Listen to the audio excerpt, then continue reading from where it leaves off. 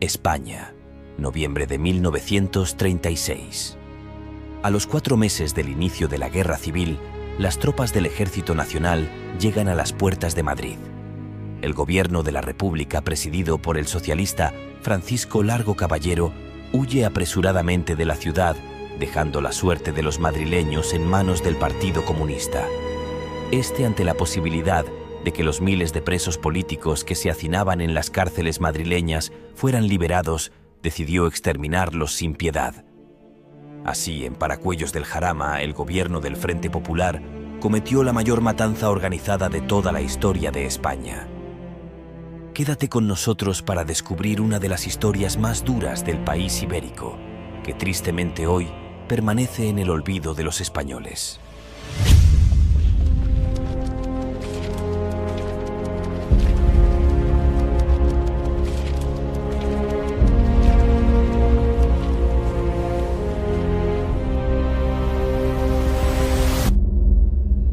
El 6 de noviembre de 1936, el Ejército de África alcanzó las puertas de Madrid.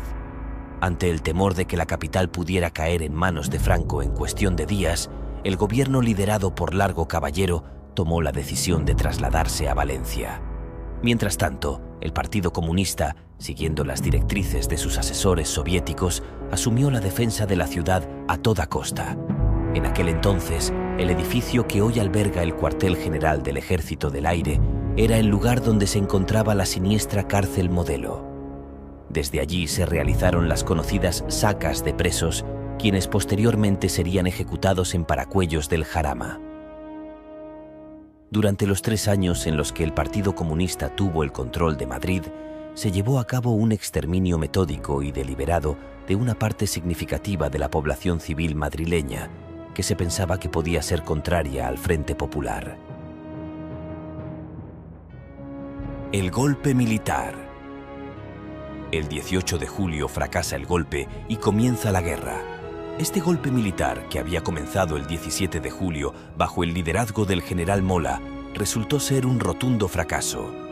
Durante la madrugada del 19 de julio, a las 4 de la mañana, Casares Quiroga presentó su dimisión como jefe de gobierno. Tras varios intentos, Azaña encargó a José Giral la formación de un nuevo gobierno, quien accedió a armar a las milicias particulares de los partidos de izquierdas. La disolución del ejército y de las fuerzas del orden por parte del gobierno republicano de Giral facilitó que los insurgentes transformaran su fallido levantamiento militar en una guerra civil que se prolongaría durante 3 largos años. La población de derechas, que inicialmente había observado el golpe con simpatía, pero sin implicarse activamente, se vio pronto obligada a posicionarse claramente a favor de los sublevados debido al proceso revolucionario que desató el gobierno republicano al ceder el control de las calles a las milicias comunistas, socialistas y anarquistas, caracterizadas por una extrema radicalización y violencia. Con el inicio de la guerra, se institucionalizó una brutal represión que seguía el ejemplo de los bolcheviques durante la Revolución Rusa. Para el Frente Popular, el objetivo era el exterminio masivo de españoles condenados únicamente por sus creencias religiosas, sus ideas políticas o su clase social, sin importar su grado de implicación en el golpe militar. Estas matanzas indiscriminadas se prolongarían durante 3 años. El 19 de julio, la Segunda República encontró su final, arrasada tanto por el golpe militar como por la Revolución Roja desatada por aquellos que, en teoría, eran sus defensores. Terror en el Madrid de la República. Las checas. El gobierno del Frente Popular permitió que las milicias de los distintos partidos de izquierdas, reforzadas por numerosos delincuentes comunes liberados de las prisiones, establecieran sus propias cárceles particulares. En estas temibles instalaciones conocidas como checas, se autorizó, bajo el amparo de los llamados tribunales populares, la captura y asesinato de religiosos, militares y derechistas bajo la acusación de ser enemigos de la República y de la libertad. En Madrid, todos los partidos del Frente Popular crearon checas, pero fueron, sin duda, los socialistas y, en especial, los comunistas quienes las transformaron en un instrumento de control político al servicio de sus propios intereses partidistas. Estas acciones siguieron el modelo y las directrices impuestas por los soviéticos durante la Revolución Rusa. Cuando las tropas nacionales comenzaron a acercarse a Madrid, el Partido Comunista se fijó como prioridad apoderarse de la mayor influencia posible en la Junta de Defensa, algo que logró con notable éxito, ocupando prácticamente la mitad de los puestos en dicha junta. Su objetivo principal en ese momento, como siempre había sido, era el control político absoluto del gobierno del Frente Popular. Este plan se alineaba con las directrices de Moscú y de la Internacional Comunista, que instigaron específicamente la eliminación de lo que denominaban la Quinta Columna. La llamada Quinta Columna estaba compuesta, teóricamente, por presos que, debido a su condición de funcionarios, militares de carrera u otros vínculos, podían sumarse a las filas nacionales en caso de que Madrid fuera conquistado. Por ello, el Frente Popular, y en particular el Partido Comunista, consideraron imprescindible su exterminio para evitar cualquier amenaza potencial a su control. En la práctica, la denominada Quinta Columna era un concepto más bien abstracto y clandestino, ya que nadie podía identificar con certeza a sus integrantes.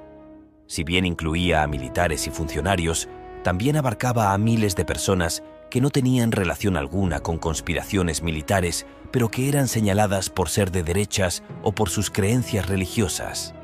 Estas personas se convirtieron en el principal objetivo del llamado exterminio de la Quinta Columna, que finalmente se llevó a cabo bajo la instigación directa de Koltsov, un agente de Stalin.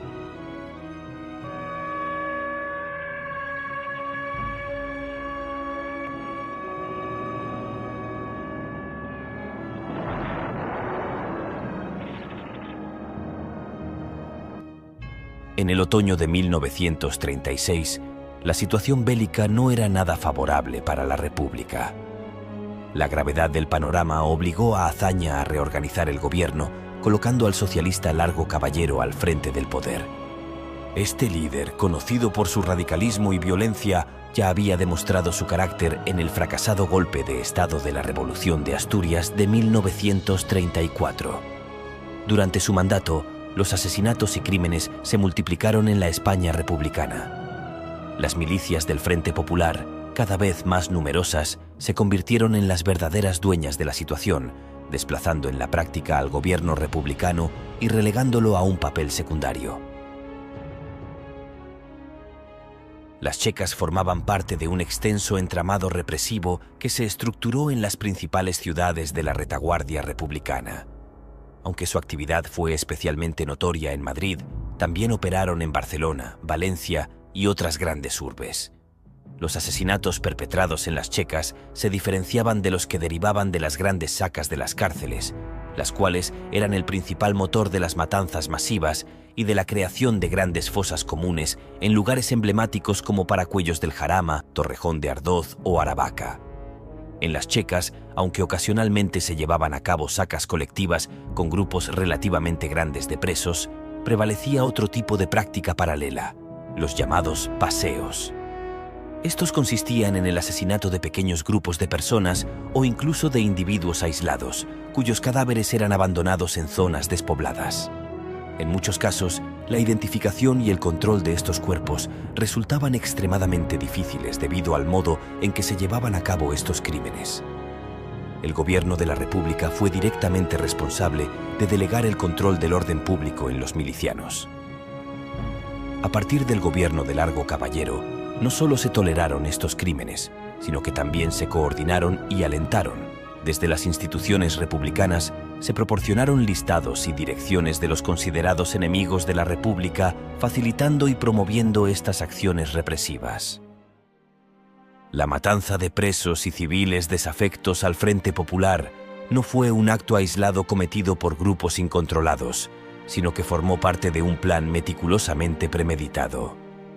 Desde agosto, la prensa de izquierdas clamaba abiertamente por el fusilamiento de los presos políticos. El 5 de agosto, el periódico comunista del Quinto Regimiento, Milicia Popular, publicó: «En Madrid hay más de 1000 fascistas presos entre curas, aristócratas, militares, plutócratas y empleados, cuando se les fusila.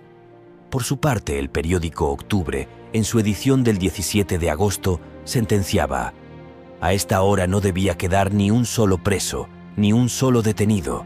No es hora de piedad. La sangre de nuestros compañeros tiene que cobrarse con creces.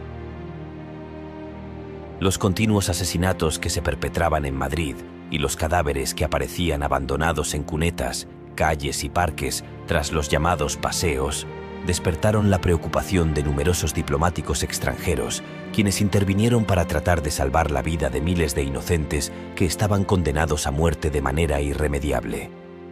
Estos diplomáticos comenzaron a ofrecer refugio a muchos madrileños en las embajadas. El cuerpo diplomático acreditado en Madrid se convirtió en un testigo de primera fila de los crímenes que se cometían impunemente en nombre de la libertad y la democracia. Destacan Félix Schleyer, quien era cónsul de Noruega en Madrid, así como Edgardo Pérez Quesada, quien asumió el cargo de encargado de negocios de Argentina. También Aurelio Núñez Morgado, embajador de Chile. Fueron numerosos los diplomáticos, ya que prácticamente todas las legaciones y representaciones extranjeras acreditadas en Madrid organizaron el asilo diplomático para proteger a inocentes.